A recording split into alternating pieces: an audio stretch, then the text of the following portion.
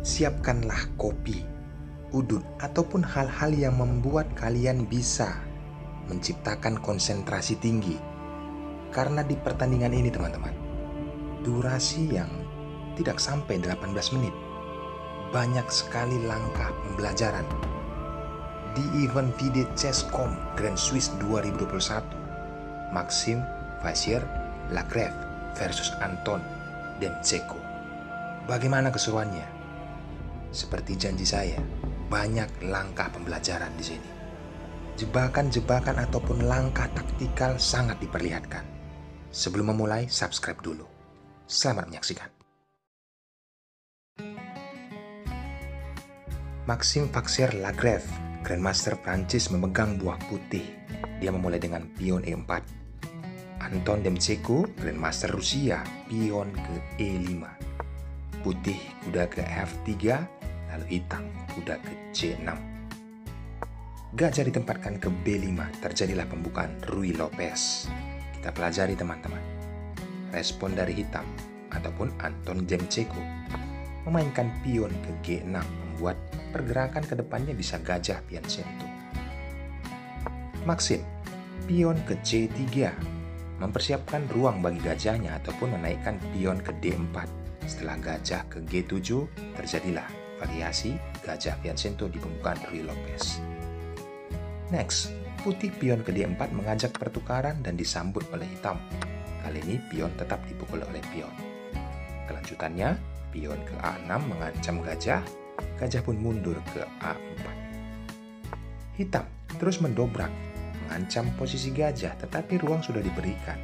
Seperti yang saya katakan, penempatan ke C2. Hitam juga mempunyai langkah gajah Piancento ataupun double Piancento di sini. Tapi sebelum itu dilakukan, dia lebih memainkan pion ke D6, membuka ruang bagi petak gajah putihnya. Ada pion H3 dimainkan menjaga kotak G4. Kuda ke F6, jelas teman-teman, mempersiapkan rokade sayap raja. Lalu putih rokade sayap raja, hitam penempatan double gajah Piancento. Bagaimana langkah rumusan di pembukaan Ruy Lopez ini kita sudah bisa saksikan.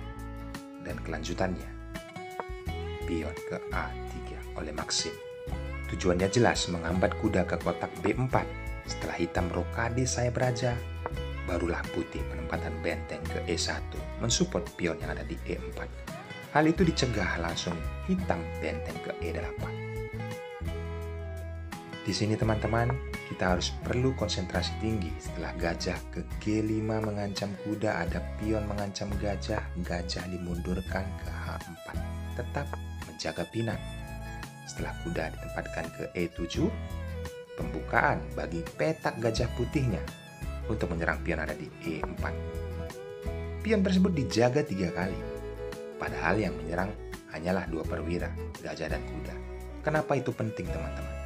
Karena kalau kita mengambil langkah slow, menganggap pion yang ada di E4 itu tidak perlu dijaga 3 kali, menganggap mainkan pion ke B4, ada hitam mungkin pion ke C5, pion pukul pion, dan disambut oleh pion. Selanjutnya putih memukul pion dengan pion yang ada di C5, berlanjut, hitam pukul menteri, disambut oleh benteng. Kelanjutannya, pion hanya terkawal oleh gajah, melakukan pertukaran, dan di sini benteng terancam oleh gajah petak hitam, dinaikkan ke A2, permainan berlanjut kuda ke F5 menyerang gajah, gajah mundur ke G3, lakukan penyerangan permainan oleh hitam, dipukul oleh pion, dan benteng ke C8. Pion bertumpuk di G2 dan memiliki sepasang gajah yang sangat membahayakan. Apalagi kita melihat kuda putih sangat pasif. Unggul untuk hitam dengan posisi seperti ini. Kita kembali. Maxim Vachier-Lagrave melihat hal itu, maka dia tetap menjaga pion E4 3 kali. Memainkan kuda ke C3. Selanjutnya Anton Demchenko. Kuda ke H5. Memberi ruang bagi pion G5 menyerang gajah jika memungkinkan untuk ke depannya. Lalu putih di sini merespon, menaikkan pion ke E5. Di sini banyak langkah krusial teman-teman. Kita mempelajari sebelum pion ke E5. Yaps, penempatan menteri ke D2 menjebak pion hitam. Jika ini dimainkan oleh hitam, berupaya mengancam gajah, pukul saja pionnya dengan gajah. Karena apa? Setelah pion memukul gajah, menteri menyambutnya. Keadaan kuda terancam. Dan teman-teman perlu ketahui, gajah petak putih yang dimiliki oleh putih yang ada di C2 itu sangat keras posisinya. Kita jalankan kuda ke F6, ada pion ke E5. Pion pukul pion dan disambut oleh pion. Keadaan kuda terancam oleh pion. Bagaimana kelanjutannya? Benteng bisa ditempatkan ke D1 mengancam menteri. Yups, kita jalankan. Kuda menghindari ancaman dari pion. Dipukul oleh gajah. Disambut oleh raja. Tempo skak dahulu oleh menteri. Raja mundur ke G8. Ada kuda ke G5, ancaman skak nantinya menteri ke H7. Ataupun memukul pion yang ada di F7. Gajah melindungi pion F7. Langkah putih mengepin posisi gajah. Gajah dilindungi oleh pion. Selanjutnya, putih bisa melangkahkan. Memukul gajah dengan kuda. Disambut oleh kuda. Tentunya memukul pion tempo skak. Saat raja bergeser ke H8, barulah manuver menteri ke G6, ada ancaman skakmat di H7. Raja menghindar. Yaps, perempatan benteng ke E4 jelas, manuver ke H4. Bagaimana mengantisipasinya? Berupaya hitam menjaga kotak F7, tetapi setelah benteng ke H4 ada ancaman skakmat ya teman-teman. Ingat, gajah petak hitam sedang dipin oleh menteri. Kelanjutannya, jika benteng K8 dipukul raja, skakmat oleh menteri. Menghindar rajanya harus. Maka dari itu, selesai. Karena apa? Kuda ini terlihat gratisan karena benteng memukulnya agresif dipukul oleh menteri, maka jelas putih tempo skak oleh benteng. Raja bergeser dan skakmat. Langkah jebakan yang sudah bisa dipersiapkan dan kita bisa pelajari teman-teman. Tetapi ini analisis. Coba kita kembali ke partai asli. Yaps, dengan kondisi seperti ini, jebakan tidak dipersilahkan oleh Maxim Verlagrave.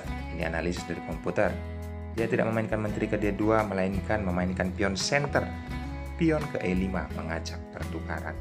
Balasan dari Anton Demchenko, menteri ke D7.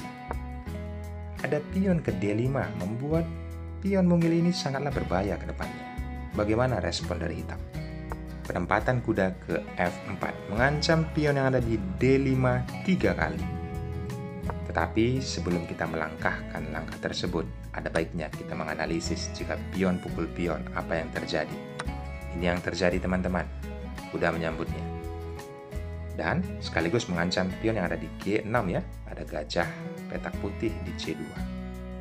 Kita perlu konsentrasi tinggi di sini. Karena apa? Beranggapan memukul kuda dengan gajah disambut langsung oleh benteng. Benteng ini akan mengincar kuda yang ada di H5. Walaupun pertukaran kualitas ke depannya, itu dibantai oleh putih.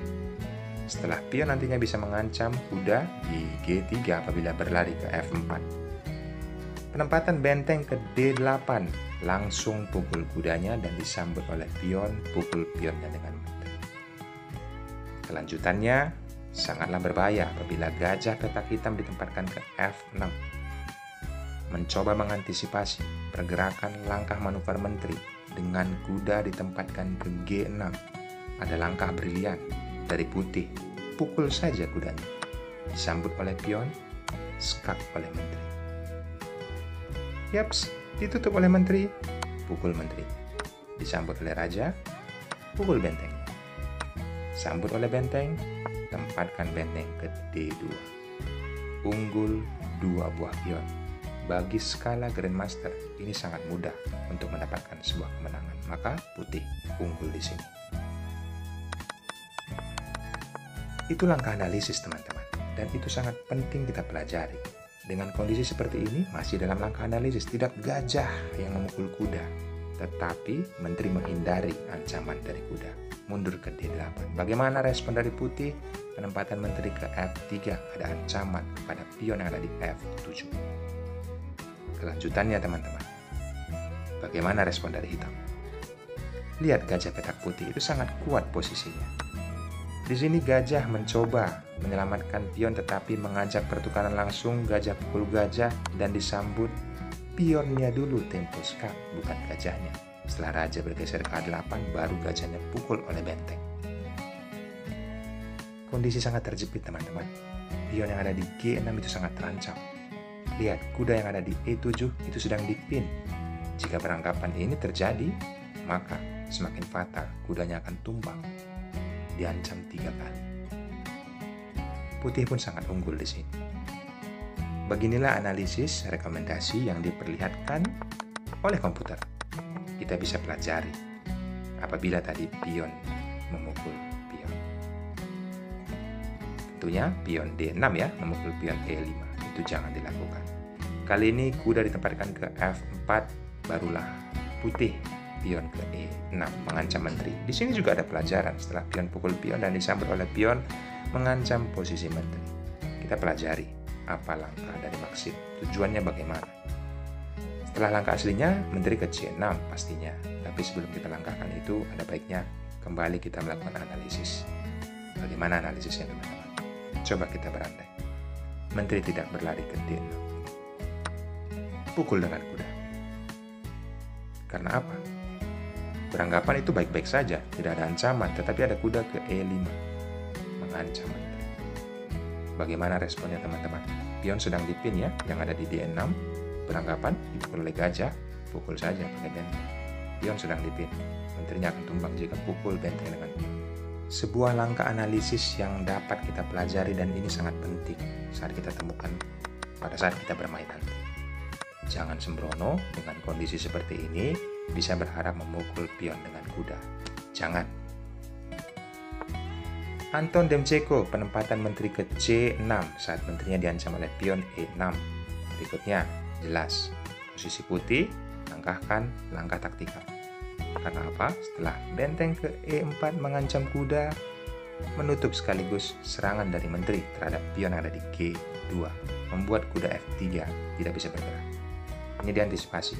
Barulah kuda kita menempatkan ke D5. Saling menjaga kudanya. Karena apa? Sebelumnya, jika kuda tersebut dilindungi oleh pion sekaligus mengancam gajah, ini langkah fatal teman-teman. Keuntungan bagi putih. Langsung memukul kuda dengan benteng, dipukul oleh pion, lalu menteri ke D3 ada ancaman skakmat di H7. Pion yang ada di E6 sangat powerful. Bagaimana kelanjutannya jika seperti itu? Sudah sangat sulit, maka dari itu teman-teman, hitam tidak melindungi kudanya dengan pion tetapi dengan kuda. Maxim Vexer-Legrev sangat memiliki banyak langkah taktikal, langsung memukul kuda dengan kuda. Bagaimana respon hitam? Memukulnya dengan menteri. Teman-teman, kita bisa lihat ya, dengan kondisi memukul kuda dengan menteri. Tetapi ini masih langkah percobaan. Langsung saja pukul kudanya dengan benteng. Walau terlihat di sini pion mencakar benteng dan gajah, mudah saja teman-teman. Tempatkan benteng ke F7. Jika pion berani memukul gajah, langsung pukul dengan kuda. Karena apa? Selanjutnya ada ancaman yang sangat mematikan apabila pion dipukul oleh benteng. Benteng ditarik ke C7, menteri pukul menteri, menteri dipukul oleh benteng, dan gajah sedang diancam. Berupaya dilindungi oleh benteng. Di sini, langkah kuda ke F5 membuat pergerakan pion yang ada di D6 ini sangatlah terancam. Itu diancam 2 kali. Mencoba dilindungi 2 kali oleh gajah. Ada kuda ke E7, raja ke H8, langsung kuda ke G6, dan raja ke G8, pukul gajah dengan kuda disambut oleh pion, berikutnya mencakar benteng. Dan ini putih sangat mulus untuk mendapatkan kemenangan, teman-teman. Maka dari itu, langkah analisis ini tidak baik ya. Kita kembali dulu ke partai aslinya. Sangat tidak rekomendasi memukul kuda tersebut dengan menteri. Tetapi Anton Demchenko memukulnya dengan kuda. Selanjutnya, benteng ke G4 mengancam pion G6. Setelah benteng memukul pion melindungi pion yang ada di G6, gajah sangat powerful ditempatkan ke B3. Karena apa teman-teman? Ini langkah sangat powerful. Hitam melangkahkan memukul pion mengancam benteng, benteng menghindari mengancam gajah, gajah kembali mengambil pion yang ada di A3. Kelanjutannya, kuda mencakar benteng. Setelah menteri mundur, dipukul benteng, lalu kuda pun dipukul oleh menteri. Maksin menaikkan menteri ke D2, mengancam pion H6. Pion tersebut naik mengancam balik posisi benteng. Itu diabaikan. Putih mengancam menteri dengan benteng. Selanjutnya teman-teman, dengan posisi ini menteri ke F7, lalu diserang oleh benteng ke F4. Tidak bisa kembali lagi ke E6.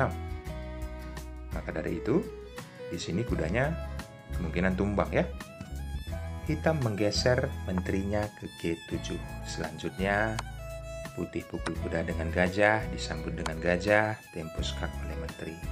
Selesai permainan teman-teman setelah raja ke A7. Yaps, sangatlah tidak berimbang dengan kondisi seperti ini. Tetapi, kabarnya ini masih langkah analisis pada saat posisi benteng mengancam menteri. Apabila ke F7 tadi. Tapi dia memukul benteng berharap bisa memenangkan beberapa perwira setelah mungkin berpikir memukul benteng dengan pion. Tetapi tidak semudah itu. Ada menteri ke E6 tempo skak dan kuda pun tumbang. Bagaimana keseruannya partai ini teman-teman? Event FIDE Chesscom Grand Swiss 2021. Langkah jebakan yang dipersiapkan oleh Maxime Verser-Legrev sangatlah banyak dan tentunya bisa kita pelajari. Di posisi inilah hitam menyerah saat benteng ke E1. Ambil pelajaran pentingnya teman-teman.